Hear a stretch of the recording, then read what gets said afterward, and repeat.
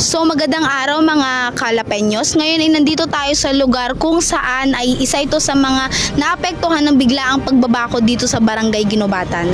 At dito sa side kong na to, na sa left side, ay kung mapapansin ninyo, ito yung bakod, ito yung POV kung ikaw ay nandito sa mismong lugar. So mahirap talagang pumasok dito.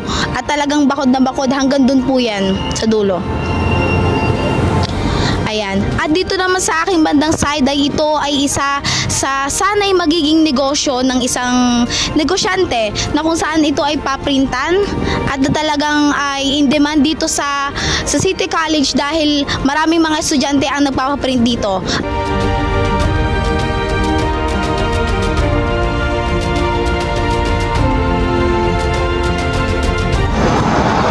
So ngayon po, nandito po tayo ngayon sa Barangay Ginubatan kung saan dito po kami kumakain sa restaurant na ito. Kung makikita nyo po, isa po itong restaurant na ito sa naapektuhan ng pagsara o pagbabakod dito sa Barangay Ginubatan.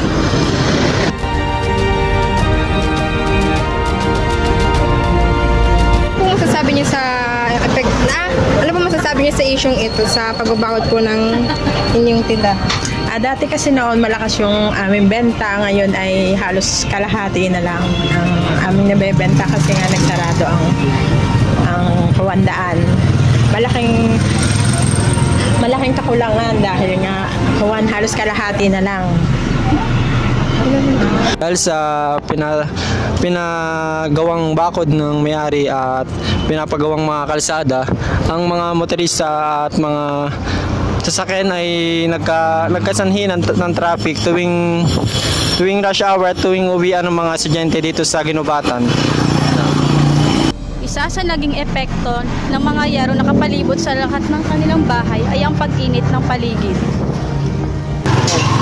Itong tindahan ito, restaurant, ito yung isa sa naapektuhan ng pagbabakod ng may-ari. Ngunit ang mga estudyante ay dito pa rin kumakain dahil malapit lang ito sa school ng City College of Calapan. Ito ay isa sa paseroksan dito sa Ginubatan na kung saan ay sarado na at pinagtatambayan na lang ng mga estudyante ng City College of Calapan.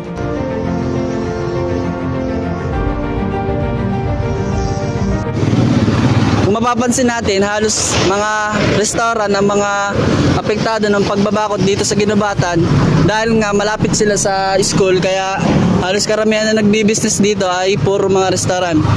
At isa ito sa mga apektado ng pagbabakod dito sa Ginubatan dahil sa mainit at hindi sila nakikita ng mga tao, lalo na may mga sasakyan dahil wala silang paparkingan dahil sa pagbabakod. At kung makikita mo naman dito, ito ay dating pagawa ng mga motor na ngayon ay wala na din.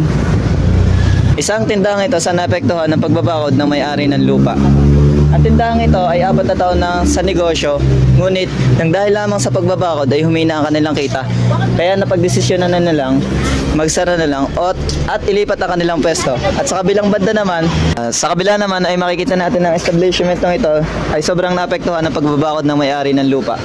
Dati ang negosyo ito ay napakalakas ng kanilang bentahan, ngunit napagdesisyon na nilang isara ang kanilang negosyo dahil sa humina na ang kanilang kita. Nanay, ano pong masasabi niyo sa biglaan pong pagbabakod nito at ano pong reaksyon niyo po dito? Ay iniotay sa totoo lang, ang laki ng aming inihinan paninda. Halos wala kaming tumuin nung kami sinarahan lahat. Hindi namin alam na kami isasarahan na dito. Kaya kami ay lumabas din para kami magkabenta. Halos wala kaming tubuin. Nanay, mga ilang taon na po kayo nagtitinda dito? Matagal na rin ako. Ay, kami naman matagal na dito, taga rito na. Pero nung kami magtinda dito, siguro mga 5 o 4 na taon. Nung di pa po ito nababakodan, malakas po ba ito sa mga napasok po dito? Naku, utoy, sobra. Magte-tricycle, mga estudyante.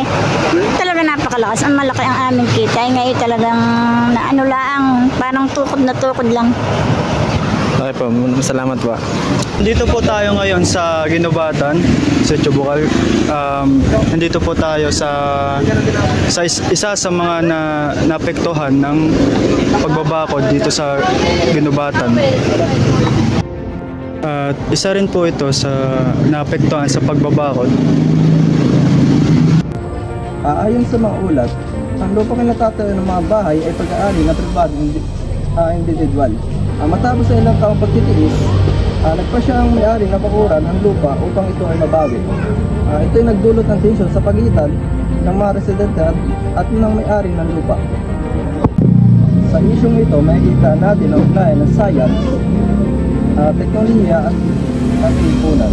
Ang teknolohiya ang ginagamit sa pagtatayo ng bakod ay simpleng construction lamang, ngunit nagdudulot ito ng malaking epekto sa lipunan pagkawalang tirahan, sigalot sa pagitan ng mahihirap at mayayaman at usapin ng karapatan sa lupa.